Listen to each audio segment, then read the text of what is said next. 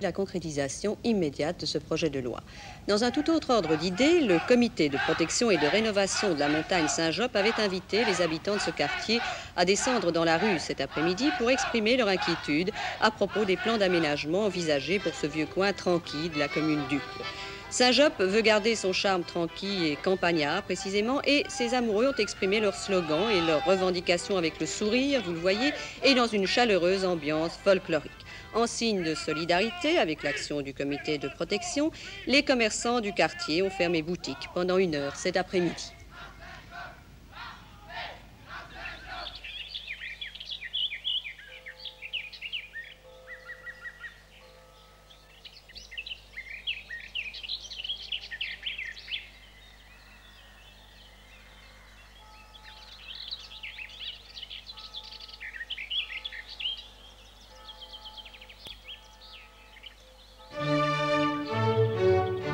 Autrefois, Saint-Job était un hameau d'Uccle, apparemment sans problème, sans histoire, ne comptant que quelques maisons groupées autour de l'ancien château des barons de Carlo.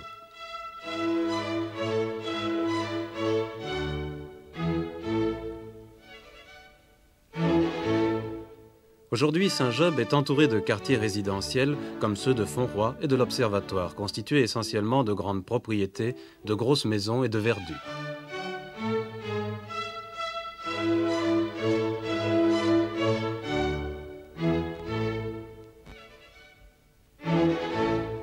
Au centre de tout cela, Saint-Job est encore un peu la campagne, le village où l'on s'intéresse aussi bien aux courses cyclistes, aux pigeons, à la pétanque, qu'aux grands problèmes d'urbanisme et d'aménagement d'un quartier où l'on aime vivre.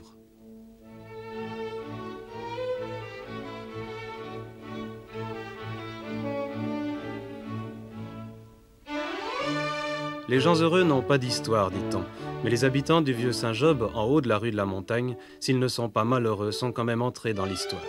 Dans notre histoire, qui commence au début de l'année 1973 à cause de grands projets qui ne leur plaisaient pas. C'est ici que tout a commencé. Monsieur Plateau, qui nous raconte le début de cette histoire, est un agent de police retraité, passé, comme il aime le dire, du côté de la contestation. Donc nous sommes ici au milieu du plateau à Vel. Derrière vous, vous avez le bâtiment des Trimaux, donc la cage à poules là-bas, qui a été construit par les Trimaux, mais il y avait un projet, donc on allait construire le même genre de bâtiment ici, en forme de croix. Quand les Trimaux ont fait faillite, évidemment, tout ce bazar a été abandonné. Alors la commune en a profité pour acheter le terrain de 5 à 6 hectares qui se trouve ici derrière. De sorte que la commune, avec la partie qu'elle a là-bas, plus ceci, elle a un tout. Sauf quelques propriétaires, évidemment, qui ont des fourtes. Nous autres, on ne vend pas, on tient à notre bien. Ici, que va-t-il se passer? La commune va tracer des rues ici en forme de tête de pipe. Et autour, ils vont construire des maisons unifamiliales. Donc, que reste-t-il à faire à ces gens-là? Les gens âgés, et je dis âgés, qui ont de 70, 75 ans, ça c'est un billet pour l'hospice. Hein? Ça, il n'y a pas de doute. Les autres personnes, eh ben, elles vont devoir partir, essayer de se caser ailleurs, n'est-ce pas, au mieux de leurs intérêts. N'oublions pas ceci. Ces gens qui habitent ici, et que la commune chante toujours, oui, vous êtes tranquille pour 10 ans, et patati et patata, vous devez bien comprendre que ça ne va pas continuer, cette histoire. Hein? Alors, qu'est-ce qu'il y a? Eh bien, ici, c'est bien simple. Les gens qui habitent ici vivent sous la psychose de l'incertitude et de la peur. Personne ne fait plus rien à sa maison. Pourquoi? Parce que la commune, quand elle vient pour évaluer votre bien, elle donne 2 fois rien. Alors, que va-t-il arriver? Eh bien, on va détruire complètement tout ce noyau ici, qui reste encore du vieux Saint-Job, et on va tomber dans du moderne, qui sont peut-être très beau, mais qui détruira complètement l'ambiance du quartier. À la fin du siècle dernier, Saint-Job devint le refuge d'une population assez pauvre, désireuse de quitter le centre de Bruxelles, où elle était victime de nombreuses expropriations pour la construction du palais de justice, entre autres. S'installant à Saint-Job et dans d'autres quartiers des environs, ils construisirent des habitations à leur mesure, ce qui confère encore aujourd'hui un caractère exceptionnel au vieux Saint-Job, une dimension humaine décriée par certains, mais de plus en plus recherchée par les autres.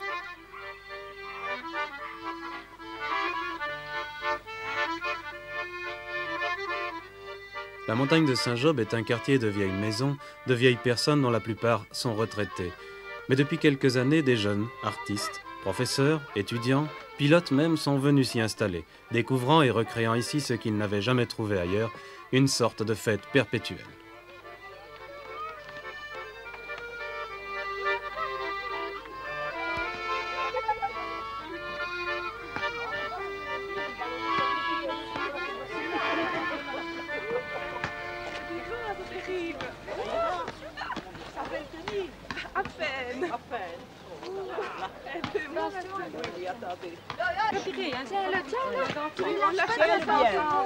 Voilà, alors.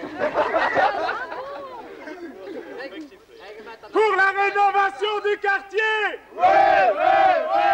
Contre les expropriations! Non, non, non!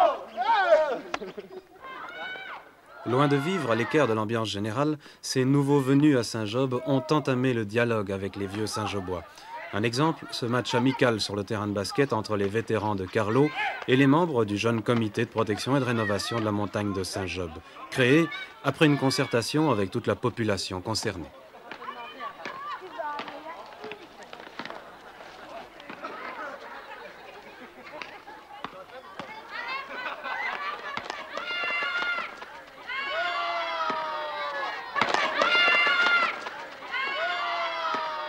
Concertation, dialogue, démocratie, sensibilisation de l'opinion publique, des mots peut-être, mais dont chacun constitue depuis le début le cheval de bataille des membres du comité.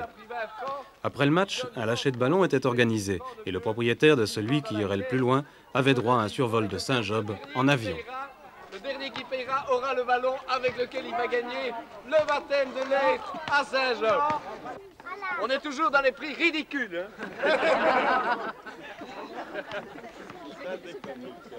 Le soleil continue à taper sur le ballon. 750 francs pour le ballon. 750 francs une fois pour le bébé. 2 fois pour le bébé. 770 francs. Encore une fois, je vous le demande, ce ballon doit aller le plus loin possible de cette commune où on veut absolument tout casser. Il faut l'emmener loin, il faut le payer très cher pour qu'il aille jusqu'au Japon. Il y a 1420 francs pour l'épicier, je crois que cette fois-ci il va l'emporter. Il y a 1420 francs pour monsieur Pipi. Des ballons qui, au mois de juin 1973, allaient porter dans tout Bruxelles le message d'une petite communauté inquiète du sort que les autorités voulaient réserver à son cadre de vie, à sa façon de vivre. C'était un vrai scandale. L'année passée, il y a un délégué de la commune qui est allé voir et ce délégué a dit qu'ils devront partir et que la commune va acheter leur maison. Alors, il donne à ces gens 400 ou 500 000 francs, 600 000 francs. Qu'est-ce que ces gens savent faire avec ça? Rien du tout, à peine acheter un terrain.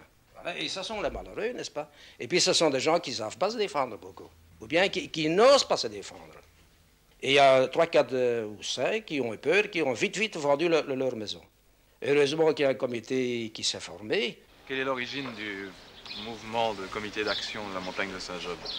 Eh bien, le tout départ, ça a été d'abord une rumeur qui circulait dans le quartier suite à un article de presse qui avait exposé un avant-projet de plan particulier d'aménagement ici sur le plateau à Veil. Et cet avant-projet était très inquiétant parce qu'il y avait donc, à cette époque-là, le tout grand boulevard qu'on perçait ici au-dessus. C'était une voie, double voie, 21 mètres de large avec immeubles, bordés d'immeubles. Moi, à ce moment-là, je n'étais pas encore bien informé de tout ce qui allait se réaliser, de tout ce qui allait se passer. Et disons que j'ai connu la réalité concrète le jour où un fonctionnaire communal est venu me trouver pendant que j'étais en train de cimenter ma façade. Il m'a dit « Arrêtez les travaux, c'est plus la peine, tout ça va disparaître.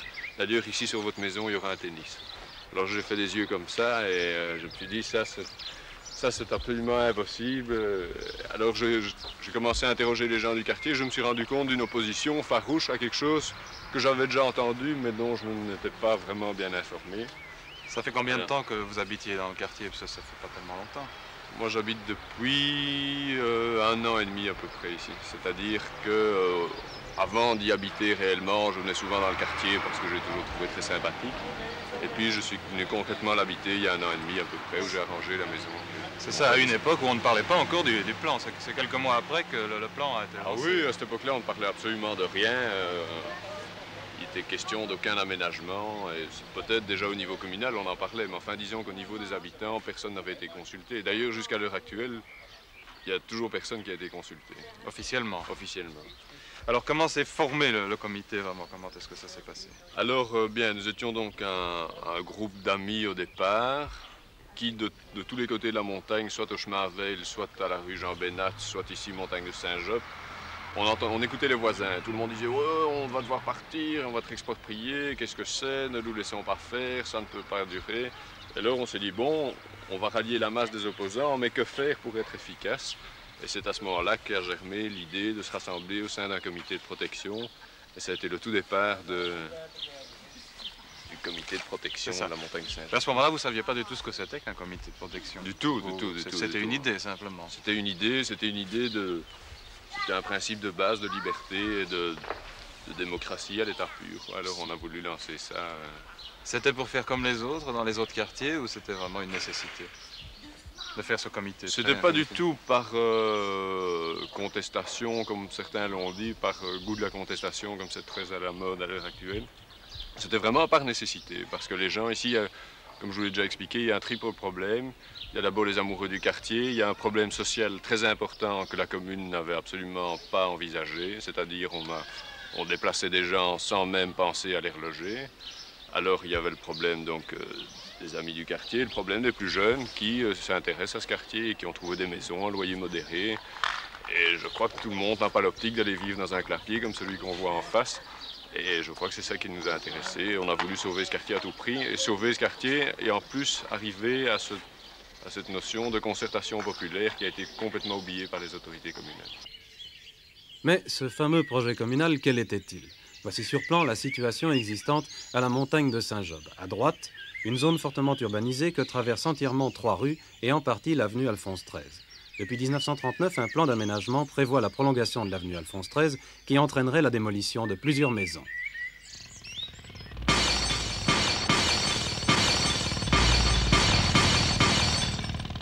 Jamais réalisé, ce plan est resté une menace pour tout le quartier.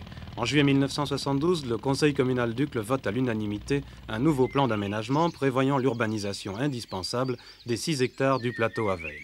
Une voirie le traversera, desservira 4 rues sans issue, dites en tête de pipe, entourées de blocs de 6 maisons de type unifamilial, d'un building de 120 logements, un lac et 2 zones de récréation. Un projet classique, séduisant, mais risquant d'établir une nouvelle voie de passage entre l'avenue Dolé et la chaussée de Waterloo, toute proche.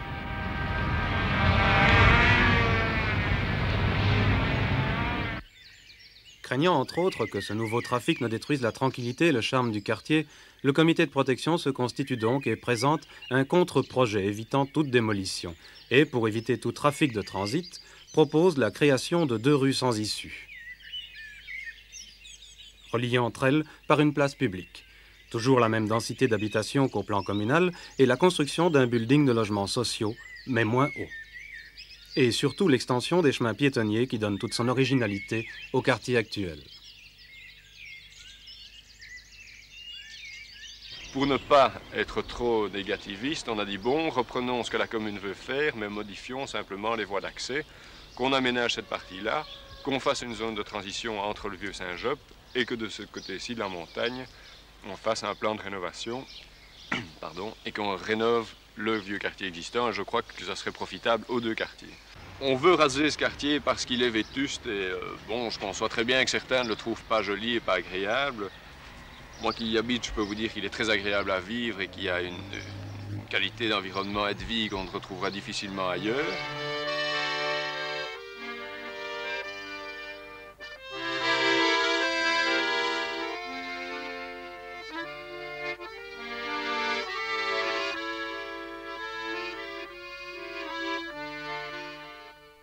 Ça fait à peu près 6 mois que je suis à Saint-Job. Et pourquoi est-ce que vous êtes venu spécialement vous installer au plateau à Veil, en haut de la montagne, en haut de la rue de la montagne? Je suis étudiant, alors j'habitais une cave à Ixelles. C'était vraiment pas très amusant, d'abord parce que c'était très bruyant à Ixelles. On a tout de même besoin de contact. Si c'est la campagne, enfin, il y a les champs, il y Il y a les jardins, ce sont des bruits agréables. Enfin, il y a les enfants qui rentrent de l'école, il y a le facteur qui passe, il y a les vieilles qui parlent. Enfin, les gens ne savent pas rester chez eux ici. Enfin, c'est pas possible. Puis, le quartier est agréable. Enfin, dès qu'il y a un petit temps, une petite éclaircie pendant le printemps, ils vont faire leur potager. Je reçois, enfin, j'ai reçu des bottes de poros, j'ai reçu des branches de lilas quand il y avait des lilas. Enfin, on me soigne bien.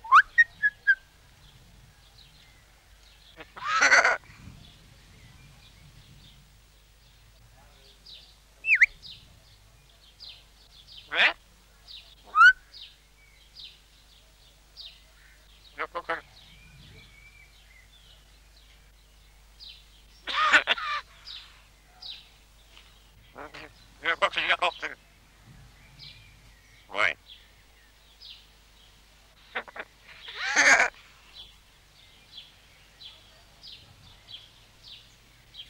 Ce sont les chemins piétonniers qui donnent toute son originalité au quartier, disions-nous.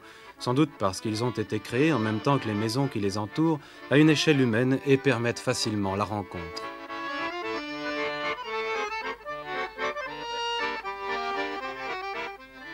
Mais ici, quand même, il y a quand même une chose que...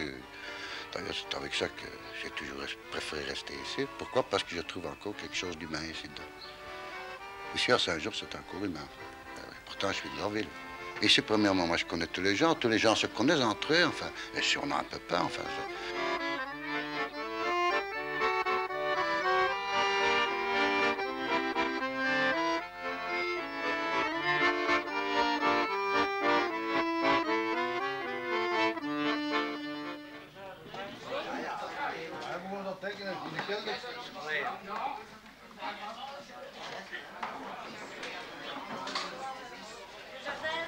À Saint-Job, il y a beaucoup de colombophiles.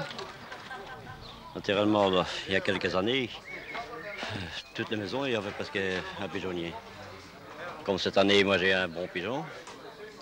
Je l'ai déjà mis 7 fois cette année, 7 fois qu'il a pris. Naturellement, tout le dimanche, maintenant, je le mets jusqu'à 100 remises. Naturellement, quand il fait la tête, c'est déjà une belle petite somme qu'on touche. Hein.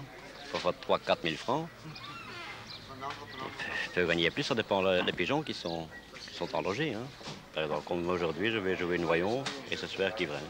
Les Quivrins, ils font ici 64 km. Et les noyons, ils font 166.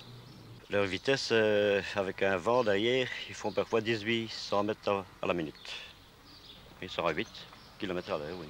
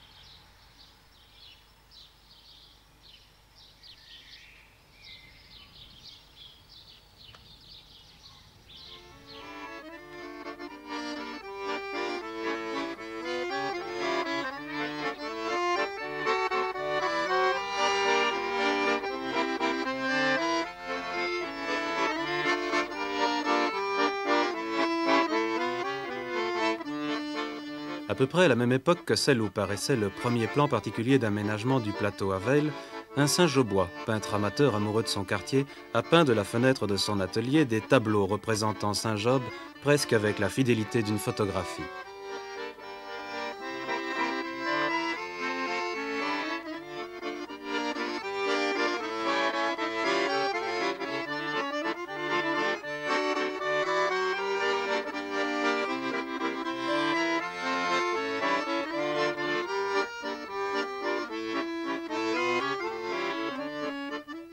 Ces tableaux, il les a disposés dans son salon, afin de reconstituer avec une précision et un réalisme étonnant le panorama complet du village avant la guerre. Un village dont l'aspect n'a pas changé depuis. ou presque pas changé, car bien sûr on a construit, aménagé des rues, comme tout récemment celle du Vallon d'Ohain, où le peu de respect de l'entrepreneur pour les arbres inquiète quant au sort que l'on réservera au plateau Havel. Les arbres qui n'ont pas été arrachés ont été ensevelis sous 2 ou 3 mètres de terre ou blessés par les bulldozers. Cet entrepreneur n'avait sans doute pas lu la déclaration du bourgmestre d'Uccle qui souhaite que sa commune demeure le jardin de Bruxelles.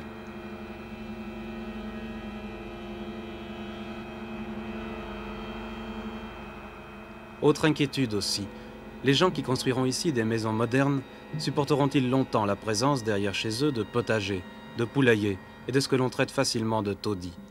Les nouveaux arrivants ne risquent-ils pas de créer eux aussi un comité de défense? Moi, je suis en bas, là, hein. Quand on descend les escaliers, vous avez été là. Là, j'habite. Eh bien, ce qui paraît que ça doit tout partir. Que ça doit tout partir. Et qu'est-ce qu'ils vont faire avec les vieux gens, là? Avec tous ces gens. Dites les vieux gens, ils ont eu leur temps, et non qu'à partir. C'est pas permis. Ça n'est pas permis. L'hospice. Ils sont pas tous vieux, hein, Jean? À l'hospice, il y a 3 étages. Ils sont pas tous vieux, ces gens qui habitent là-dedans. Il y a 120 chambres. Et moi, je trouve ça très dommage. On a travaillé pour cette maison pendant toute la vie. C'est vrai. Maintenant que c'est à vous, et à ce qu'il paraît que ça doit partir, c'est pas gay.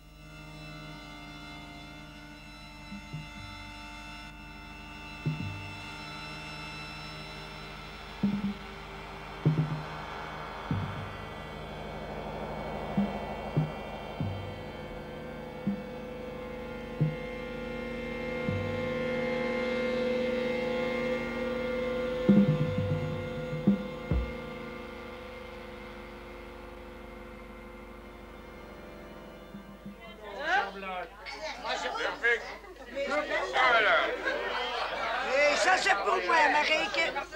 Et c'est là que gezien. Allee, ze hebben iets door dat kop.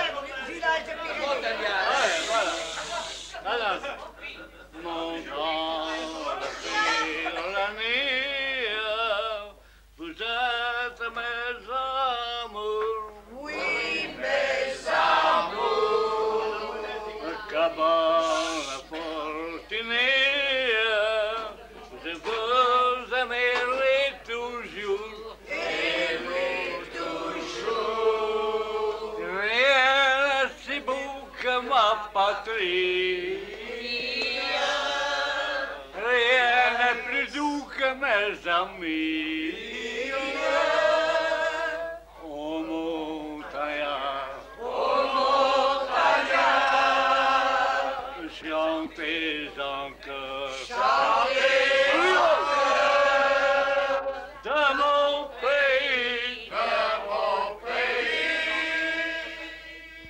joie et le bonheur. Piano, piano.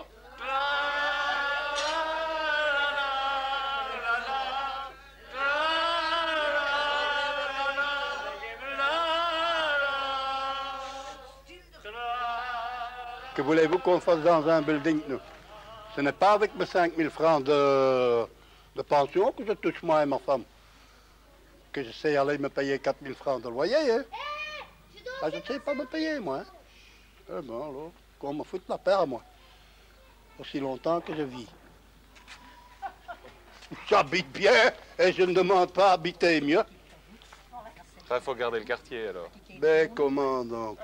Qu'ils laissent vivement tout ça tranquille et qu'ils abattent leur taudis, la commune. Leur taudis. À eux. Parce qu'ici, il n'y a pas de taudis. Tout le monde entretient sa maison. Tout le monde. Des taudis, il n'y a pas ici. Les maisons ne sont peut-être pas très belles à l'extérieur, mais vous pouvez toujours voir l'intérieur.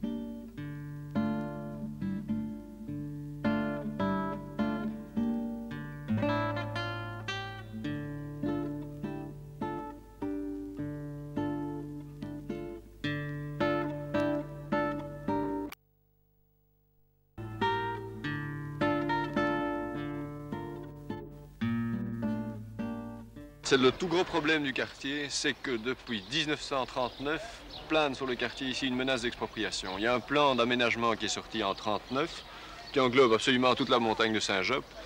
Et suite à ça, en fait, les gens ont perdu le goût d'aménager leur maison. Et ils sont tout le temps menacés. Notamment, il y a une clause comme quoi ils peuvent faire des travaux, mais en cas d'expropriation, la commune ne couvrirait pas les frais des travaux qui auraient été faits. Et on comprend que personne ne veuille faire aucune transformation. Les gens ne veulent plus transformer, alors malgré tout, ils ont tenu bon, et je crois que dans la plupart des maisons, les gens ont tenu bon. Alors il y a l'autre problème, qui est le problème du pourrissement, c'est-à-dire que petit à petit, la commune d'Uccle rachète les maisons qui sont à vendre. Chaque fois qu'il y a une maison à vendre, la commune saute dessus, la rachète, la laisse se dégrader, la maison tombe en ruine. Il y a quelques exemples qu'on voit d'ailleurs d'ici, notamment l'espace vert qui se trouve là. C'était un ancien café qui a été racheté par la commune, laissé à l'abandon pendant 5 ou 6 ans. Quand le toit s'est écroulé, les gens du quartier ont réclamé, on est venu raser. Alors c'est une politique qui est toujours d'application. On achète des maisons, on les laisse tomber en ruine et puis on les rase. Et petit à petit, le quartier disparaît, le problème est pour les autorités communales résolu. Alors là, nous voulons absolument nous opposer à cet état de choses. On veut que la commune remette ses maisons en location, soit en location, soit en vente. Il y a énormément d'amateurs. D'ailleurs, moi j'habite ici sur la montagne, là un peu plus bas, et par exemple les week-ends où il fait beau, il y a 50 personnes qui viennent me casser les pieds en me demandant « il n'y a pas une petite maison à louer, il n'y a pas quelque chose à vendre, vous ne connaissez rien ». Alors quand on vient me dire que c'est un quartier vétuste en ruine où les gens ne veulent plus habiter et qu'on n'arrête plus d'avoir des demandes, il y a pour une maison là plus haut qui est à l'abandon et qui appartient à la commune, il y a déjà eu plus d'une centaine de demandes de gens qui voulaient faire des expositions de peinture, un bistrot, un petit restaurant, les aménager pour eux. Il y a eu des tas de solutions possibles, chaque fois la commune a dit niet. Alors là, c'est quelque chose pour lequel nous nous battons. Pour le moment, quelques maisons ont été retapées. Ce sont les jeunes qui ont fait les aménagements eux-mêmes, un peu à la façon du citadin qui achète une fermette à la campagne comme seconde résidence. Mais ici, il s'agit bien d'une première résidence. On se prend d'ailleurs à rêver au nombre de maisons des grandes villes qui pourraient être sauvées de la pioche des démolisseurs si cette mode de la restauration des fermettes s'étendait à celle de la rénovation des maisons de ville. Ici, l'ancienne maison d'un sculpteur parti depuis peu.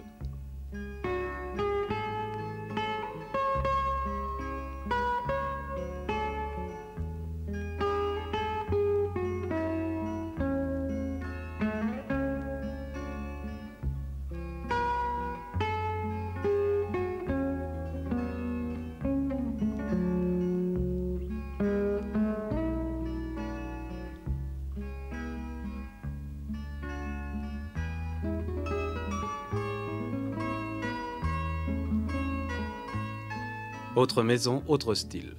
On cherchait un logement, une vieille baraque à retaper. On a cherché surtout dans d'autres vieux quartiers, parce que d'abord, en principe, c'est pas très cher, quoi. On peut arriver à trouver de bonnes affaires. La première chose qu'on a été faire, c'est d'aller voir au cadastre si ça n'allait pas être démoli. Et alors là, on nous a tout à fait découragés. On nous a dit non, n'achetez pas ça. Enfin, les plans ont changé parce qu'il paraît qu'il y avait une autoroute qui devait passer par ici. De toute façon, n'achetez pas, c'est un taudis, vous avez des enfants, etc. On vous a dit que c'était un taudis. Oui, oui. Et alors vous avez quand même pris le taureau par les cornes et puis vous avez essayé de tout reconstruire, tout transformer. Nous, de toute façon, ça nous plaisait parce que c'était chouette, quoi. Et on a dit, bon, bah, taudis ou pas, on va tout refaire, on va tout aménager. Et, enfin, maintenant, je crois que c'est plus un taudis. Non, on ne peut pas dire que ce soit un taudis. Et vous avez reconstruit des parties de la maison? Oui. Ici, on a tout reconstruit, depuis le sol jusqu'au toit. Enfin, j'avais pas l'habitude de... Enfin, même Colette n'avait pas l'habitude de travailler, faire des boulots pénibles. Oui, c'est des boulots de maçon, hein, c'est quand même pas facile. Et on a travaillé vraiment tous les deux.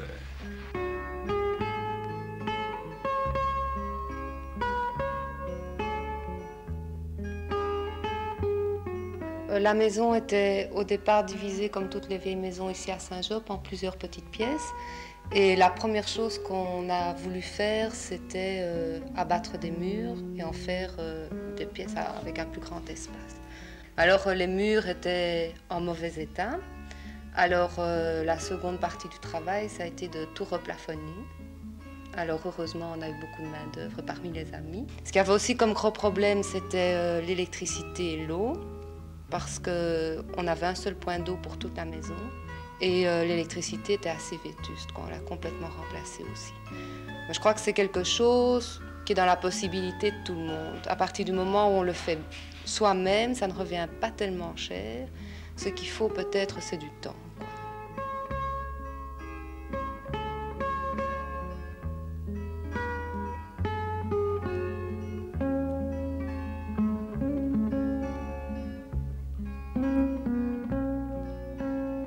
Si les membres du comité de protection essayent de rénover l'habitat vétuste du quartier, ce qu'ils souhaitent avant tout, c'est conserver tout ce qui en fait le charme.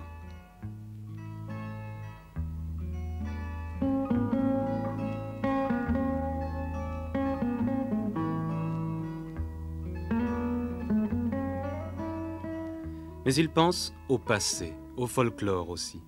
Une tradition qui fait la fierté des Saint-Jobois, c'est celle des musiciens groupés au sein d'une harmonie. Le Xavierus Kring, par exemple, joue vraiment pour le plaisir peu commun pour une harmonie d'interpréter du jazz.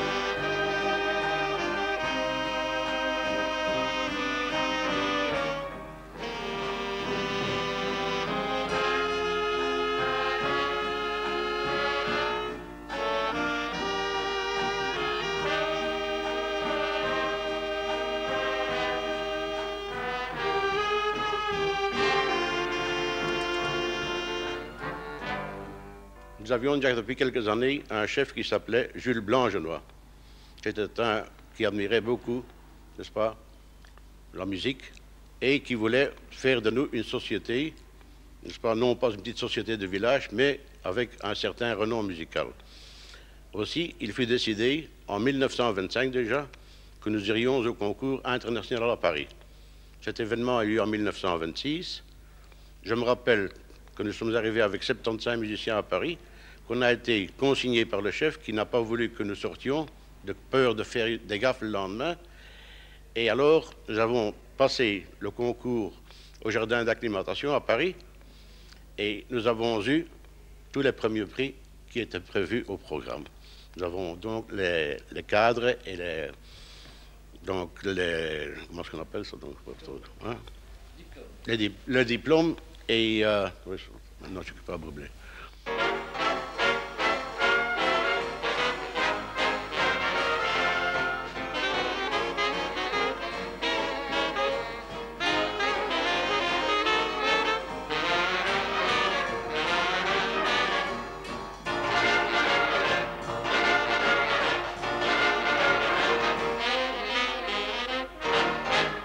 Je dois dire, n'est-ce pas, la vérité, que c'est à Saint-Job seulement qu'on rencontre encore des groupements, des harmonies, n'est-ce pas, comme pas ailleurs. C'est-à-dire indépendamment de nous autres, donc les Susques qu'on dit, il y a l'harmonie royale, l'écho du bois de la Cambre, qui est donc l'aînée, puisqu'elle a été fondée en 1861.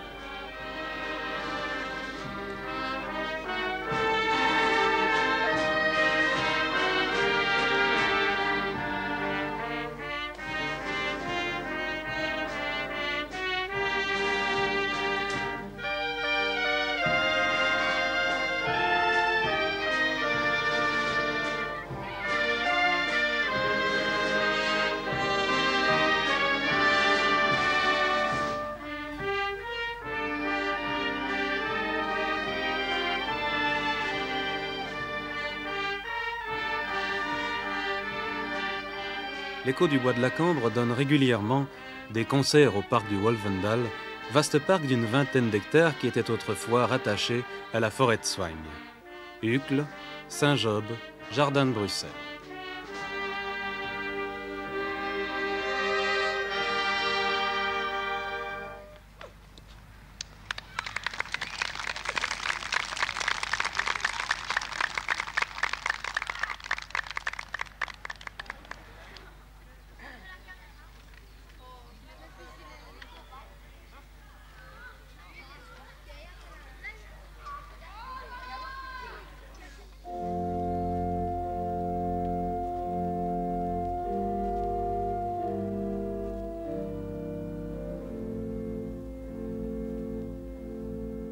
Saint-Job dont on ne peut parler sans évoquer la mémoire du saint qui donna son nom au hameau, grand lieu de pèlerinage, car Saint-Job était renommé pour la guérison des maladies de peau.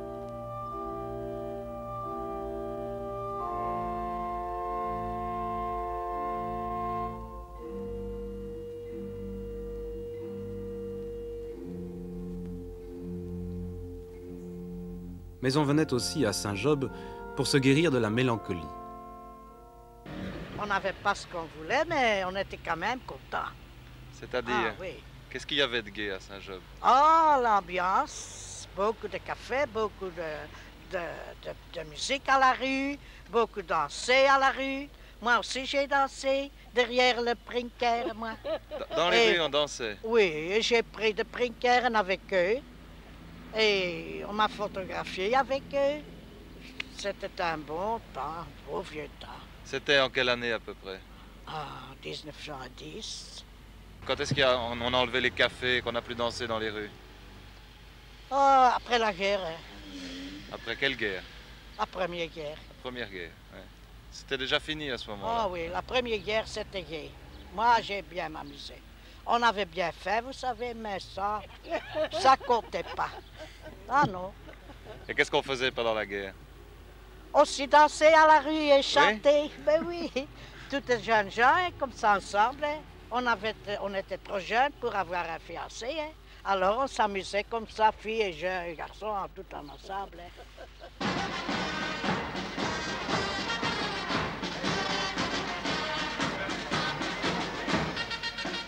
Ce passé de Saint-Job, les jeunes du comité l'ont fait revivre par un beau samedi du mois de juin. Ils avaient organisé un défilé des chasseurs de Prinker.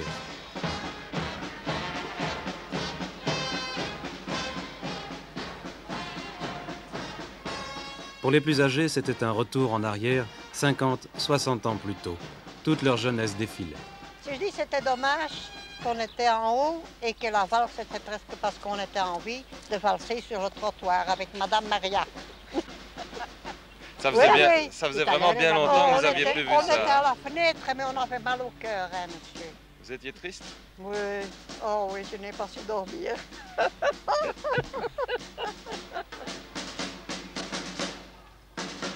Tradition essentiellement saint-joboise, les chasseurs de Prinker venaient de tous les coins de Bruxelles avec leurs beaux costumes et leurs fusils en bois. Mais ils n'avaient de chasseurs que le nom, qui était d'ailleurs un sobriquet, car la chasse était déjà faite par les Saint-Jobois eux-mêmes qui revendaient, fort cher, les Prinker qu'ils avaient été chercher dans la forêt de Soigne.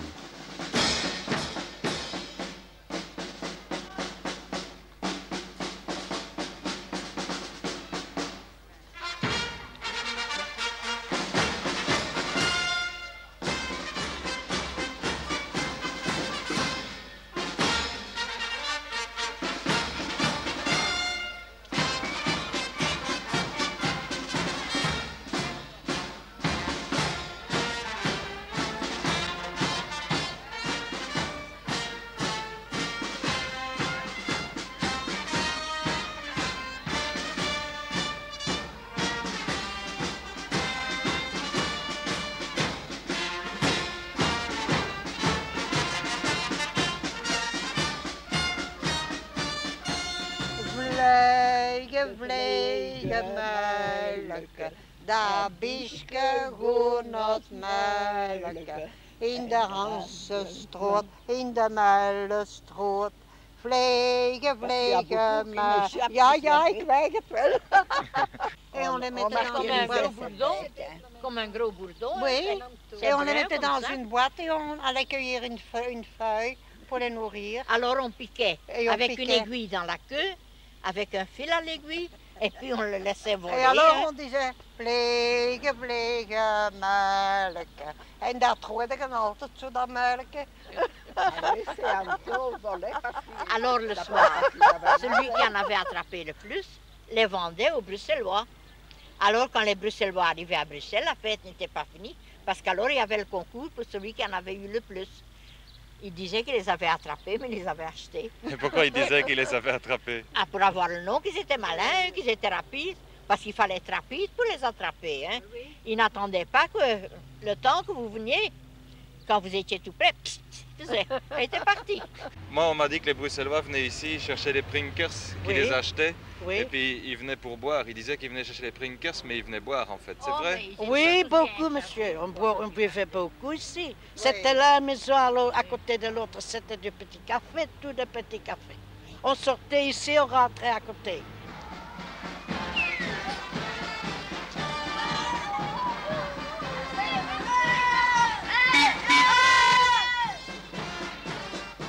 Ça m'a fait beaucoup des émotions. J'ai vu maintenant quand j'avais 10 ans. J'avais 10 ans.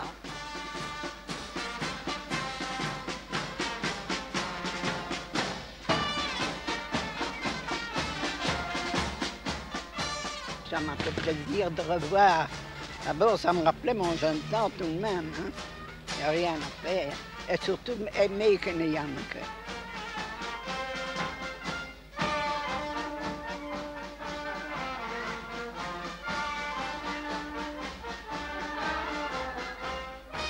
J'étais tellement émue, oui. Mais on était à la fenêtre et on était si contente de voir tout ça, que Saint-Job revivait de nouveau. Allez. Les cafés où l'on dansait ont disparu. Les hannetons Prinker aussi, à cause des pesticides. Les chasseurs de Prinker ne viennent plus à Saint-Job, mais par ce beau samedi du mois de juin, ils étaient là. Et aujourd'hui, tout ce qui subsiste vraiment du passé de Saint-Job, c'est la foire.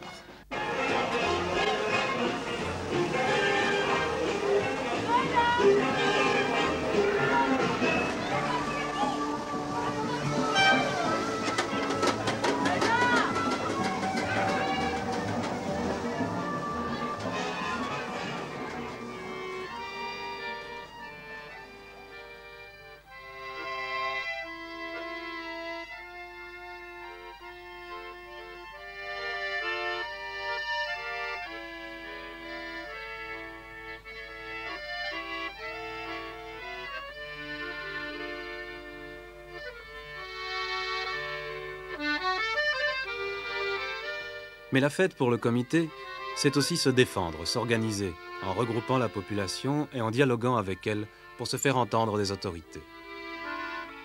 Chers amis, si nous voulons sauver notre quartier, il est important d'entamer, dès à présent, un plan de rénovation. Le comité propose une réunion regroupant d'abord les habitants de chaque rue pour définir son aménagement propre. Nous avons décidé de commencer par la montagne de Saint-Job, car une maison a déjà été repeinte dans cette rue en symbole de la rénovation du quartier. Toutes les suggestions seront les bienvenues. Circulation, auto, piétons, entre parenthèses trottoir, vélo. Plantation, nouvelle construction, entre parenthèses, limite du nombre d'étages. Rénovation de certaines maisons, peinture, éclairage public, égouts, zone de jeu pour enfants. Lorsque les habitants auront été consultés, rue par rue, nous ferons une réunion générale pour établir le plan d'ensemble de Saint-Job que nous irons proposer au pouvoir communal. Comment voulez-vous que votre quartier devienne? Participez à son aménagement, venez nombreux à la première séance qui aura lieu le mercredi 20 juin 1973 à 19h30 au siège du comité 145 Montagne de Saint-Job.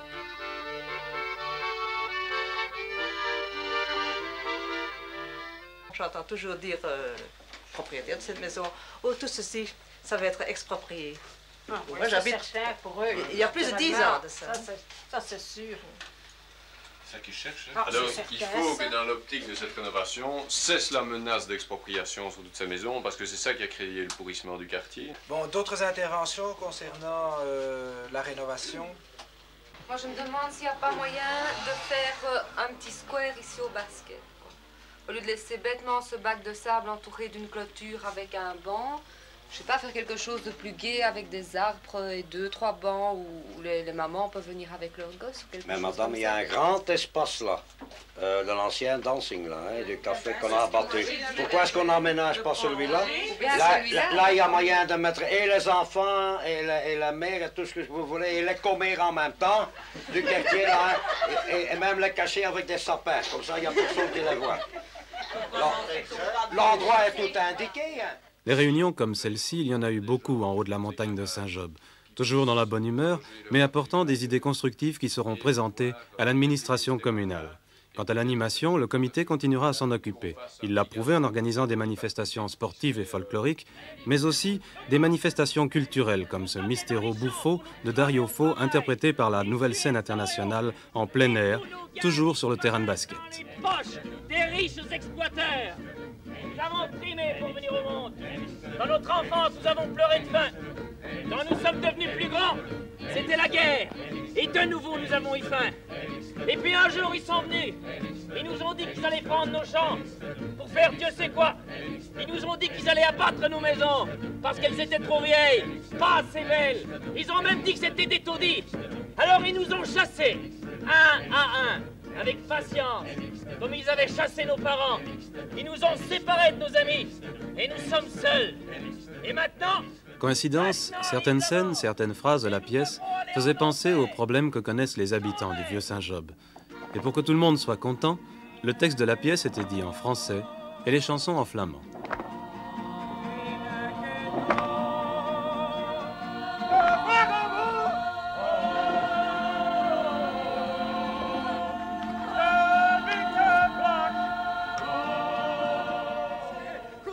Courez, tous les paysans, les ouvriers, les bourgeois, les malpariés, les petits enfants, tous, venez, car je suis là, le fou, le jongleur, et je m'en puis vous faire rire d'un bon rire, à vous faire éclater le ventre. Ah, la folle bossue, je vais te faire éclater la poche d'étouffement. Et vous, vous avez les mamelles flasques, venez les regonfler de joie, vous rirez jusqu'à ce qu'elles éclatent, paf.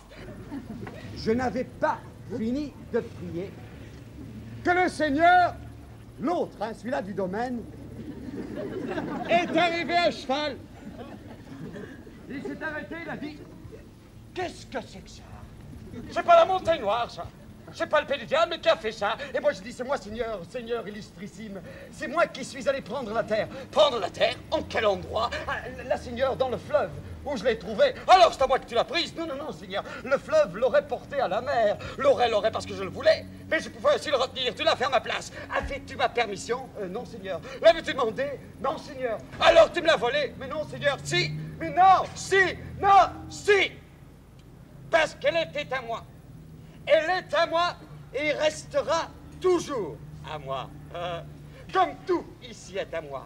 Même l'air que tu respires est à moi. Et puisque tu me l'as volé, tu me la rendras. Mais non, Seigneur, c'est moi qui l'ai fait de mes propres mains. Vous ne pouvez pas me le reprendre ainsi. Ah non.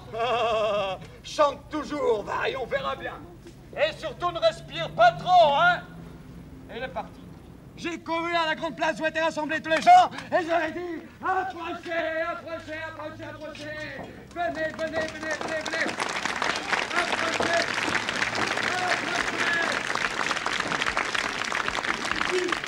Jésus veut que je vous apprenne à vous servir de votre langue comme de lame aiguë pour trouver cette grande vessie qu'est le Seigneur, pour le faire mourir et suffocant dans sa propre puanteur avec tous ses curés, ses notaires et ses lois.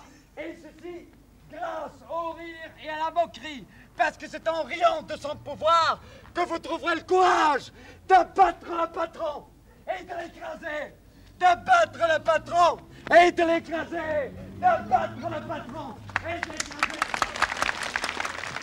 3 heures de spectacle dans une ambiance étonnante qui rassemblait les Saint-Jobois et le tout Bruxelles. Pour le comité, c'était un moyen supplémentaire de sensibiliser la population à ces problèmes. gronden, we zetten Sa-Flamingo's neer. Kan dan bloffen, handen aan. En dan liefde buffelen, weer een stille zonnen dag op dag. In de lucht, dan moet de proppen, lekker skin, die koppen zorgen. Leven is hard gelijk een stier, als gestaan Frédéric. Puis, un jour, tout le monde dans le quartier fut étonné. Guy Cudel, ministre chargé de l'aménagement du territoire bruxellois, se promenait dans les ruelles en compagnie de M. Kums, ingénieur en chef des travaux de la commune d'Uccle.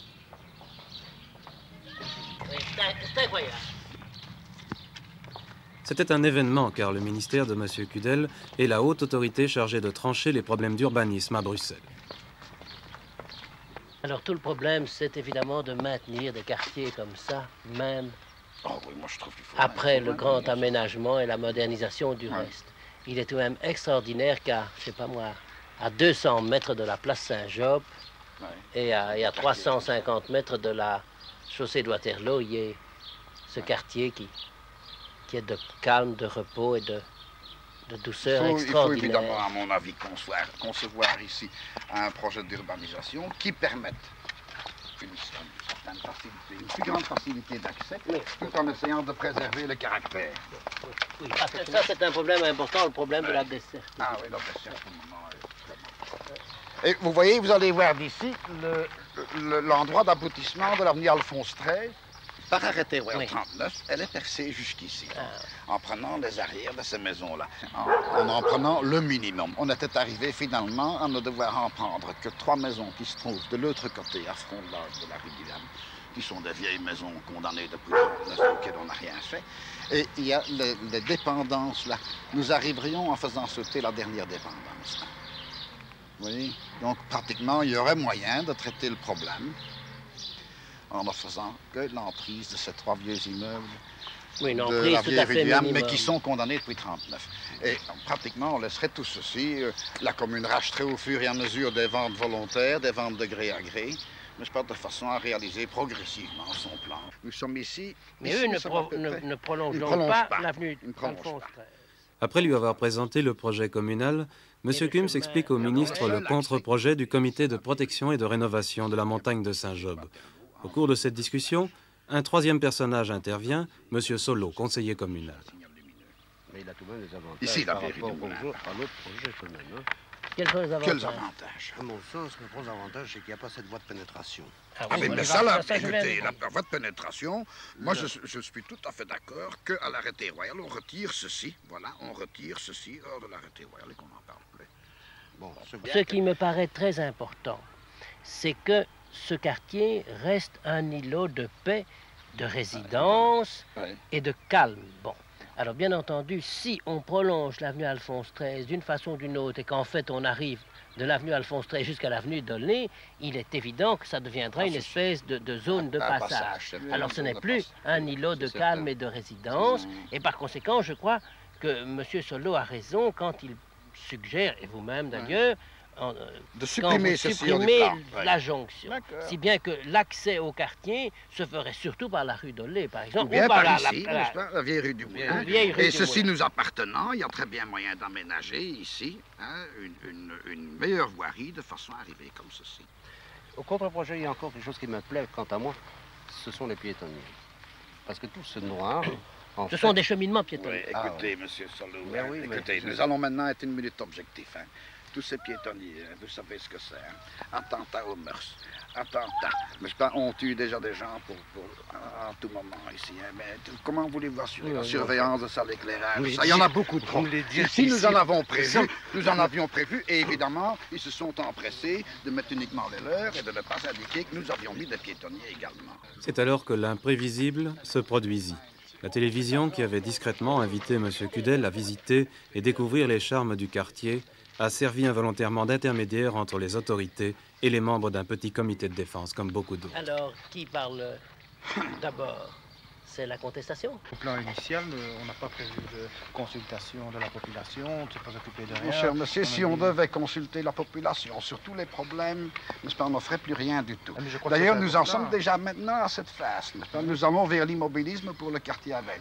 J'ai connu 3 majorités ici, je le disais au ministre il y a à peine 1 heure. J'ai connu 3 majorités successives, je suis ici depuis 25 ans. Chaque majorité a voulu faire quelque chose, c'est alors heurté à la population et personne n'a rien fait.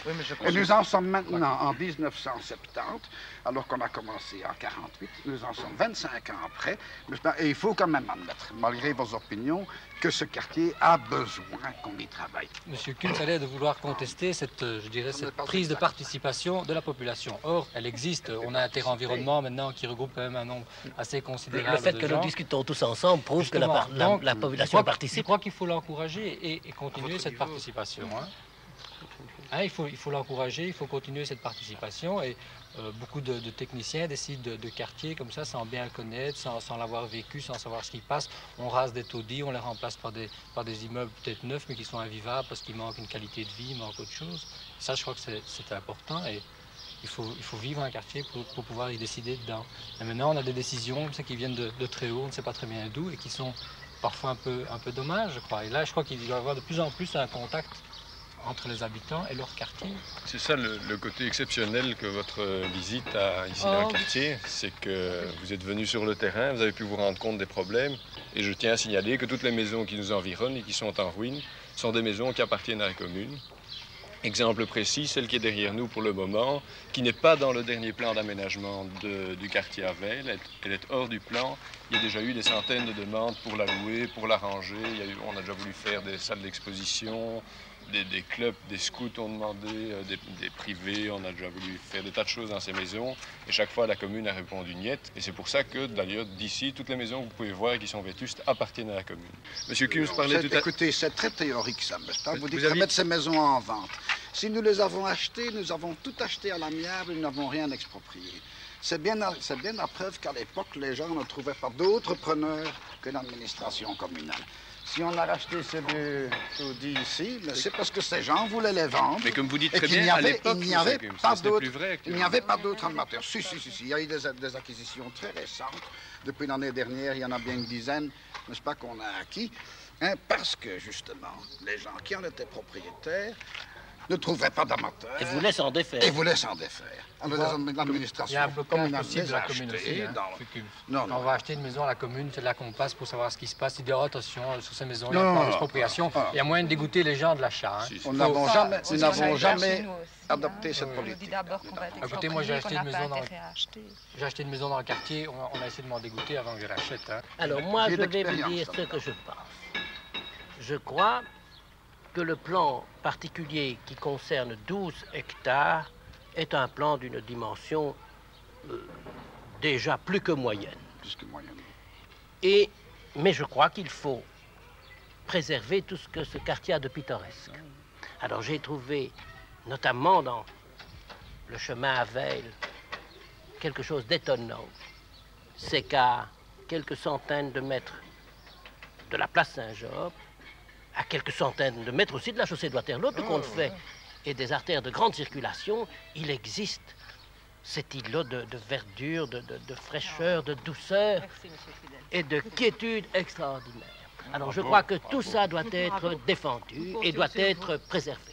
Alors je crois que il y a dans votre contre-proposition quelque chose que le directeur des travaux, d'ailleurs comme moi-même, approuvons, c'est l'idée qui est une idée de 1939 d'ailleurs, n'est-ce pas, de ne pas prolonger l'avenue Alphonse XIII.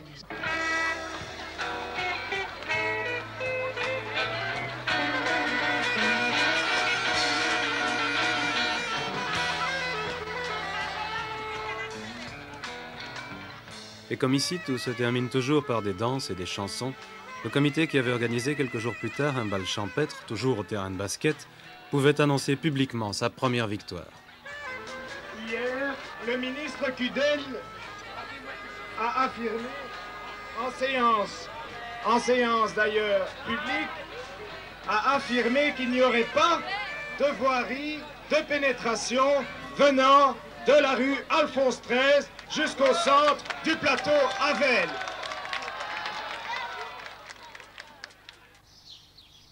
On attendait 500 personnes. 3000 sont venus danser jusqu'au petit matin. Tout récemment, à la suite d'une rencontre avec M. Van Offelen, bourgmestre de la commune d'Uccle, nous avons eu la confirmation que la percée de l'avenue Alphonse XIII vers le plateau à Veil ne se ferait pas, qu'un nouveau plan d'aménagement du quartier est à l'étude et qu'il n'y aura plus d'expropriation, sauf celle souhaitée par les propriétaires. Les sentiers piétonniers et une nouvelle liaison vers la place de Saint-Job seront créés et la rénovation du quartier se fera selon les propositions positives que doit déposer le comité. D'autre part, une première maison appartenant à la commune vient d'être louée comme le souhaitait le comité. Et d'autres le seront bientôt.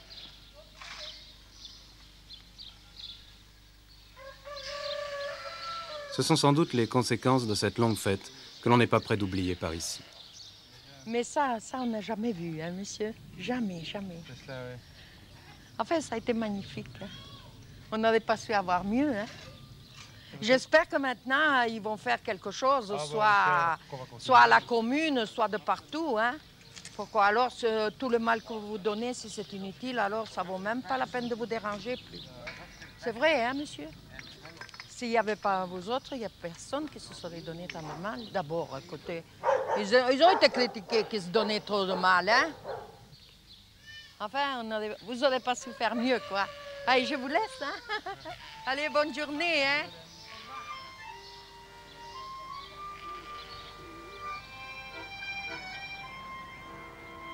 Cette histoire, c'est déjà le passé, mais il s'est produit quelque chose en haut de la montagne de Saint-Job, et tout ce que les membres du comité ont fait avec les habitants du vieux Saint-Job, aucune pioche, aucun bulldozer ne pourra le leur enlever. Il existe ici vraiment une vie exceptionnelle, il n'y a aucun problème de vie ici. Peut-être que les gens n'ont pas toujours le grand confort, mais pourquoi nécessairement rechercher ce confort? Il peut y avoir plusieurs optiques dans la vie. Je crois que la plus belle chose à défendre avant tout, c'est la liberté.